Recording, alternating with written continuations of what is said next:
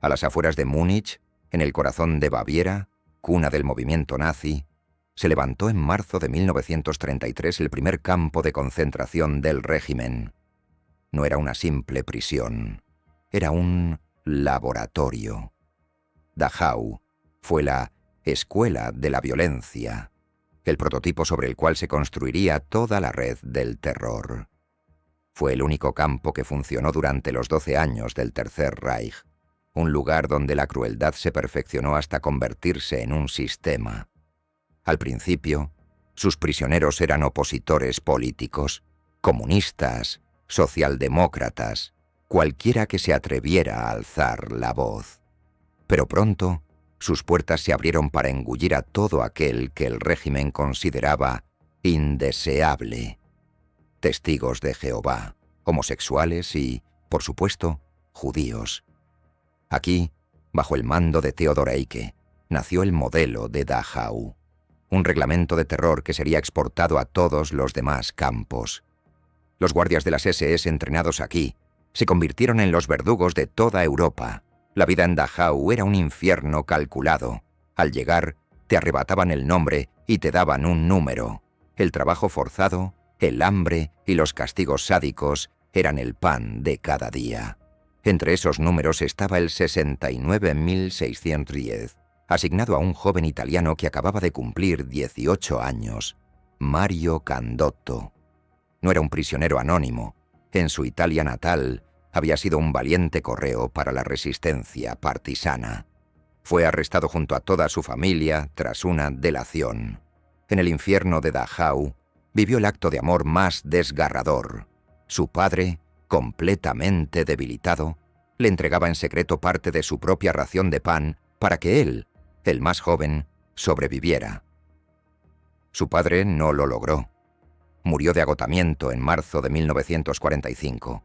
Su madre moriría en una marcha de la muerte desde Auschwitz, pero sus dos hermanas sobrevivieron milagrosamente a ese campo. Mario, tras décadas de silencio, dedicó su vida a contar su historia, a ser un testimone infaticabile, testigo infatigable. Su advertencia resuena con el peso de esa experiencia. No se puede olvidar lo que ha pasado. Hacerlo sería un crimen. Pero Dachau también fue un centro de experimentación médica grotesca. Médicos de las SS, como el infame Sigmund Rascher, sometieron a los prisioneros a pruebas inhumanas. En los llamados experimentos de hipotermia, sumergían a los prisioneros en tanques de agua helada durante horas para estudiar cuánto tardaba un hombre en morir de frío, buscando formas de salvar a los pilotos de la Luftwaffe derribados en el mar. Otros prisioneros, principalmente romaníes, fueron obligados a beber únicamente agua de mar para probar métodos de potabilización, lo que les provocaba una muerte agónica por deshidratación. El 29 de abril de 1945, las tropas estadounidenses de la 45ª División de Infantería llegaron a las puertas de Dachau. Lo que encontraron los dejó sin palabras. Un soldado americano, Don Greenbaum, recordaría el momento en que un prisionero liberado corrió hacia él, lo abrazó y le besó las botas de combate. Como dijo Greenbaum: no hacían falta palabras. Encontraron más de 30.000 supervivientes esqueléticos y un tren aparcado en una vía muerta, con más de 2.000 cadáveres en descomposición. Leslie Eigner, que llegó en ese tren de la muerte, pesando apenas 34 kilos, los llamó mis héroes. Hoy, el memorial de Dachau se erige como un lugar de recuerdo. En su puerta de hierro forjado, la infame inscripción Arbeit macht frei, el trabajo libera, sigue siendo un eco macabro. Y en el monumento internacional, una frase en 5 idiomas resume el juramento de los supervivientes y la lección para la humanidad: nunca más. Buchenwald, la paradoja de Weimar, una colina boscosa, a pocos kilómetros de Weimar, la ciudad de Goethe y Schiller, el corazón del humanismo alemán. En esa misma colina, en 1937, las SS construyeron el campo de concentración de Buchenwald. la coexistencia de la más alta cultura y la más abyecta barbarie. Esa es la paradoja de Buchenwald. Aquí el trabajo esclavo alimentaba la maquinaria de guerra nazi. Los prisioneros morían de agotamiento en la cantera de piedra o en las fábricas de armamento, como la de la empresa Gustloff, construida dentro del propio campo. Pero Buchenwald es recordado por algo más que su brutalidad industrial. Es recordado por la figura de Ilse Koch, la esposa del comandante Karl Otto Koch, que pertenecía a la unidad militar SS Totenkopf-Verbände. Los prisioneros apodaban a esta mujer la bruja de Buchenwald. Vivía en una lujosa villa con vistas al campo y se decía que coleccionaba objetos como pantallas de lámparas, hechos con la piel tatuada de los prisioneros asesinados. Aunque en los juicios de posguerra no se pudo probar su implicación directa en la fabricación de estos artículos, su nombre quedó para siempre ligado a uno de los actos más depravados del Holocausto. Pero incluso en este abismo floreció la resistencia. Buchenwald albergó una de las organizaciones clandestinas más eficaces de todo el sistema de campos, liderada por prisioneros políticos comunistas. Infiltrados en la administración del campo, falsificaron registros para salvar a compañeros de los transportes a Auschwitz, sabotearon la producción de armas y, lo más importante, escondieron y protegieron a casi 1000 niños y jóvenes. Su momento culminante llegó el 11 de abril de 1945. Con las tropas estadounidenses a las puertas, la resistencia se levantó. Usando armas caseras y robadas, asaltaron las torres de vigilancia y tomaron el control del campo horas antes de que llegaran los liberadores. Fue un acto extraordinario de autoliberación. El escritor y superviviente Elie Wiesel lo describió en su libro La noche. Hombres armados aparecieron por todas partes. Ráfagas de disparos. La batalla no duró mucho. Tras la guerra, la historia de Buchenwald se complicó aún más. Las autoridades soviéticas lo utilizaron como campo especial No. 2 para encerrar a nazis y opositores, donde miles más murieron. Hoy, un imponente memorial se alza en la ladera de la colina. En su centro, un grupo escultórico de bronce representa a los prisioneros en el momento de su alzamiento, un símbolo eterno del juramento de Buchenwald. Construir un nuevo mundo de paz y libertad sobre las cenizas del fascismo. Sachsenhausen, la arquitectura del poder absoluto. En 1936, a las afueras de Berlín, las SS levantaron Sachsenhausen.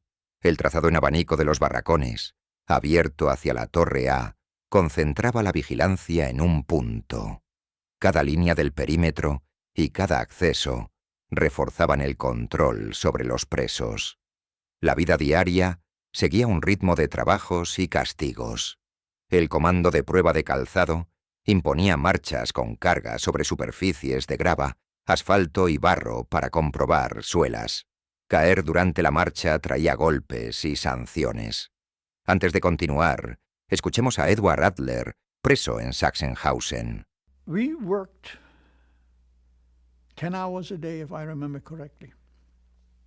We slept on straw bags. It was a jute sack filled with straw. I guess that's common, under certain circumstances, many people sleep that way. And we worked 10 hours a day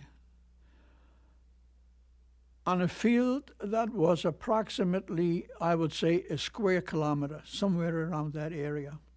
One area of this field was quite high, the other area was quite low. The area had to be leveled. And what was done was they had tracks running from one end to the other.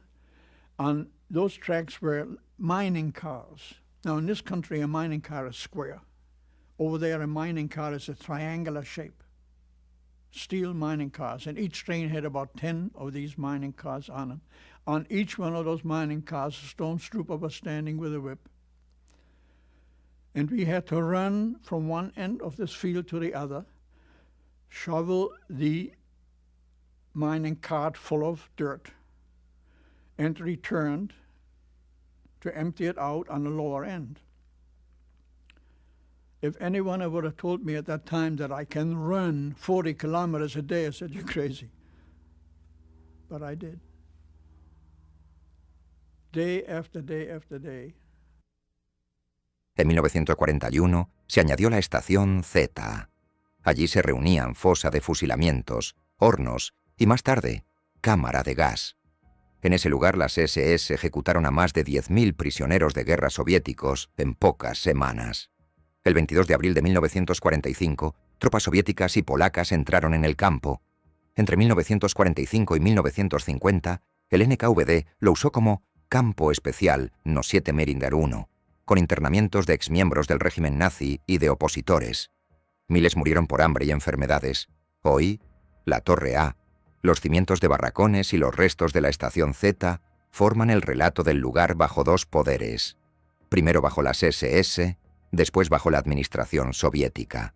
El espacio muestra continuidad de encierro, trabajo forzado y muerte. Ravensbrück, el infierno de las mujeres, música de cuerdas, tensa y emotiva. A 90 kilómetros al norte de Berlín, en un paraje idílico junto a un lago, las SS construyeron en 1939 el campo de concentración más grande del Reich, destinado exclusivamente a mujeres, Ravensbrück. Aquí, la crueldad nazi adquirió una dimensión de género. Fue un infierno diseñado por hombres, pero a menudo administrado por mujeres. Más de 120.000 mujeres de toda Europa pasaron por este campo.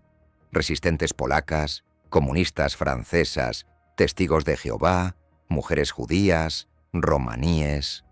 Eran forzadas a trabajar para empresas como Siemens, que construyó talleres junto al campo para producir armamento. Ravensbrück fue también un centro de sádicos experimentos médicos.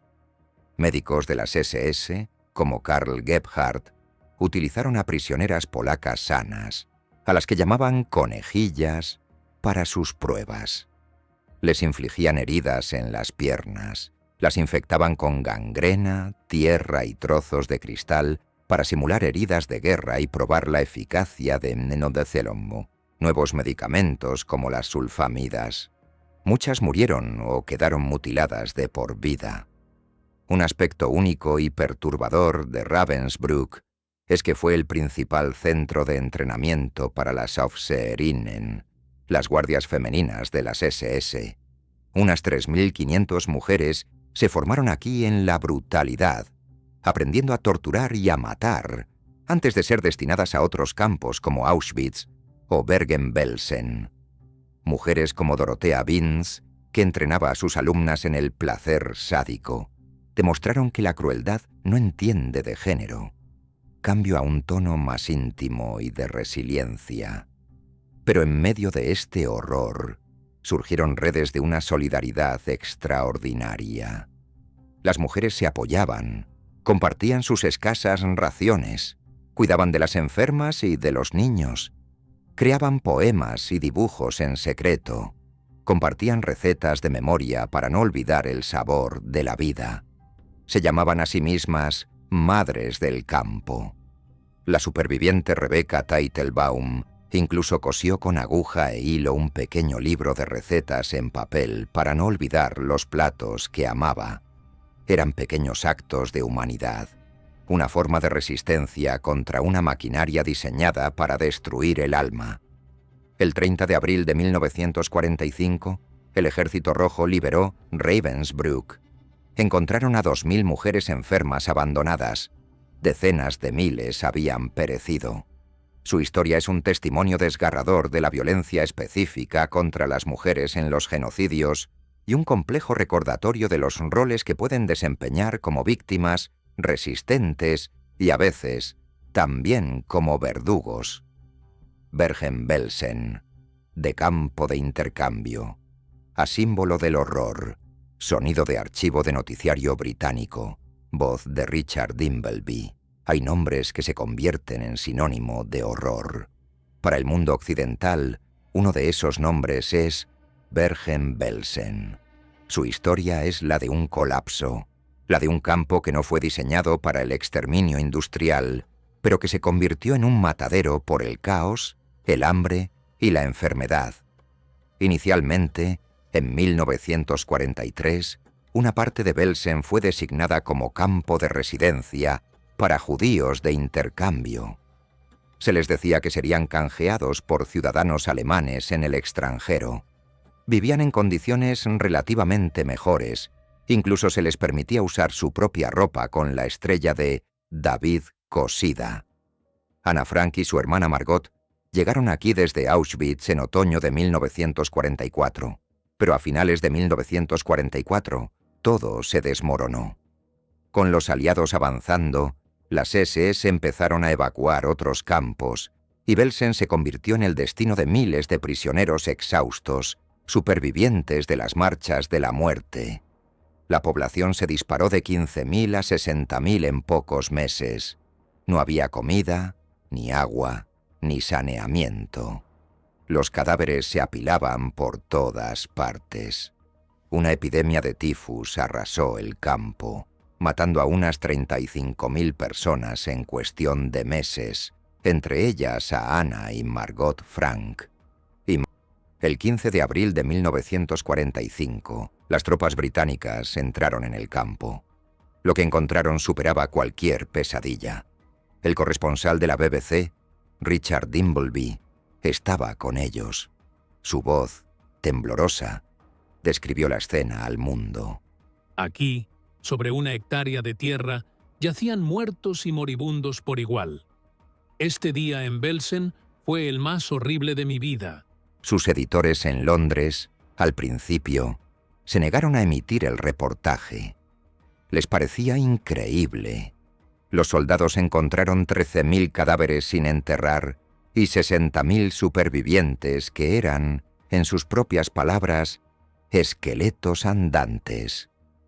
Las imágenes filmadas por los británicos, excavadoras empujando montañas de cuerpos a fosas comunes, se convirtieron en la prueba visual e innegable de la barbarie nazi. Un soldado británico recordaría años después: podías oler la muerte. La tragedia continuó incluso después de la liberación. Más de 10.000 supervivientes murieron en las semanas siguientes, demasiado débiles para recuperarse. Para detener la epidemia, los británicos quemaron el campo hasta los cimientos. Hoy, en su lugar, grandes túmulos cubiertos de hierba marcan las fosas comunes. Un obelisco y un muro con inscripciones recuerdan a las víctimas. Bergen-Belsen no tuvo cámaras de gas, pero se convirtió en el símbolo del colapso final de un sistema criminal, un lugar donde la muerte llegó por abandono deliberado. Neuengamme, la metrópolis del trabajo esclavo, cerca de Hamburgo. El campo de Neuengamme fue el corazón de una vasta metrópolis industrial basada en la esclavitud. No era un solo campo, sino el centro administrativo de una red de más de 85 subcampos repartidos por todo el norte de Alemania, integrados directamente en la economía de guerra del Reich. Inicialmente, los prisioneros trabajaban hasta la muerte en la fábrica de ladrillos del campo, destinada a los proyectos monumentales de Hitler en Hamburgo. Pero a partir de 1942, la producción de armamento se convirtió en la prioridad. Empresas como Walter Werke, que fabricaba armas, o Jastram, que producía piezas de submarinos, se instalaron junto al campo, aprovechando una fuente inagotable de mano de obra desechable, tono de suspense, música dramática. El final de Neuengamme es una de las historias más trágicas y desconocidas de la guerra. En abril de 1945, con los británicos acercándose, las SS evacuaron a más de 9.000 prisioneros, pero no los llevaron a otro campo. Los hacinaron en 3 barcos anclados en la bahía de Lübeck, el Cap Arcona, un lujoso transatlántico, y los cargueros Zilbeck y Azen. El plan de las SS era, probablemente, hundir los barcos con todos los prisioneros a bordo para borrar las pruebas. El 3 de mayo de 1945 ocurrió la catástrofe. Aviones de la Royal Air Force británica, creyendo que los barcos transportaban a oficiales de las SS que huían a Noruega, atacaron la flotilla. El Tilbeck se hundió en minutos. El Cap Arcona se incendió y se hundió.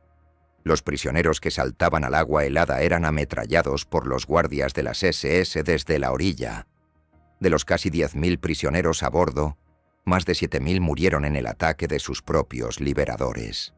Solo unos pocos, como Darius Wiaderek, de 21 años, lograron nadar hasta la orilla y sobrevivir. Darius fue un prisionero trasladado desde Auschwitz hasta Neuengamme, cuando las tropas británicas llegaron al campo principal de Neuengamme. Lo encontraron vacío. El horror no estaba allí, sino flotando en las aguas de la bahía de Lübeck, en una de las mayores tragedias marítimas de la historia. Flossenbürg, muerte en la cantera de granito. En las montañas de Baviera, cerca de la frontera checa, se encontraba Flossenbürg. Su corazón y su razón de ser era la cantera de granito. Aquí, el trabajo no era un medio, era un fin, un método de exterminio lento y agotador. Los prisioneros, desnutridos y vestidos con harapos, arrastraban bloques de piedra imposibles bajo la mirada sádica de los guardias. Caer de agotamiento era una sentencia de muerte.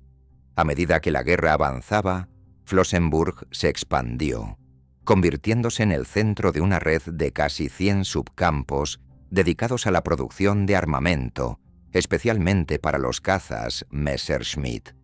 Pero Flossenbürg también es conocido por ser el lugar de ejecución de algunos de los opositores más notables al régimen de Hitler.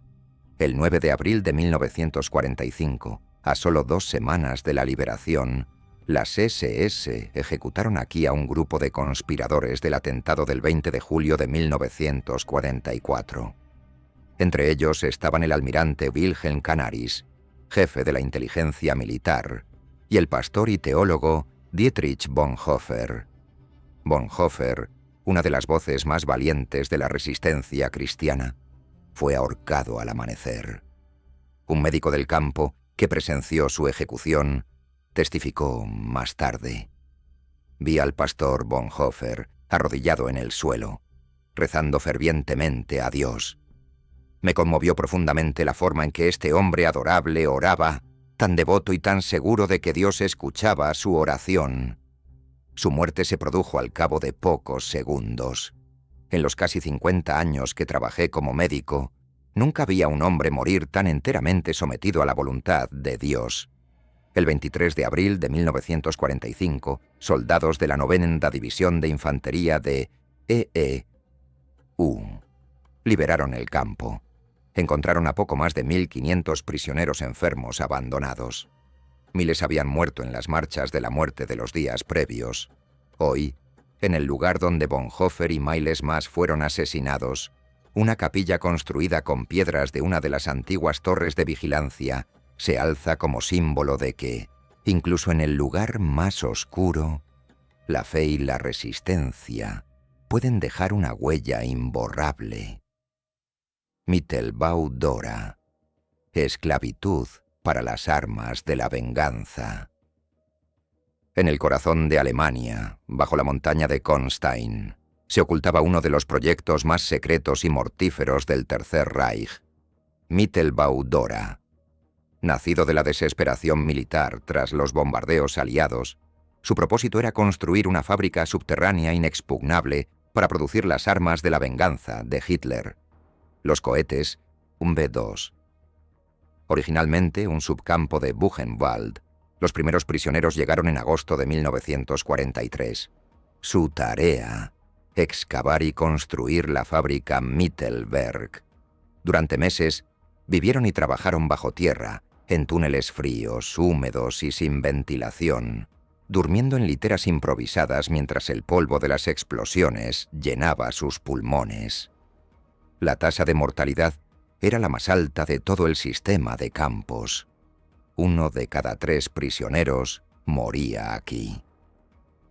Este infierno subterráneo estaba directamente ligado a una de las figuras más célebres de la carrera espacial, Wernher von Braun, el director técnico del programa Puppe-2.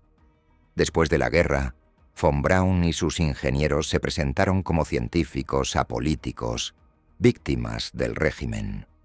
Pero los documentos cuentan otra historia.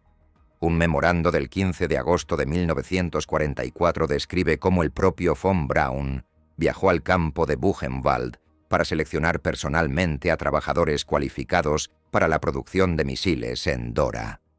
Los ingenieros alemanes, responsables de la producción, denunciaban a los prisioneros por sabotaje, lo que equivalía a una sentencia de muerte por ahorcamiento público. A pesar del riesgo, los prisioneros llevaron a cabo actos de sabotaje, alterando componentes y causando que muchos cohetes fallaran. Fue su forma de luchar desde las entrañas de la Tierra. El 11 de abril de 1945, las tropas estadounidenses liberaron Dora. Encontraron miles de cadáveres y a unos pocos cientos de supervivientes moribundos. Mittelbau Dora es el legado más oscuro de la carrera espacial. Un lugar donde los sueños de alcanzar las estrellas se construyeron sobre una pesadilla de esclavitud y muerte.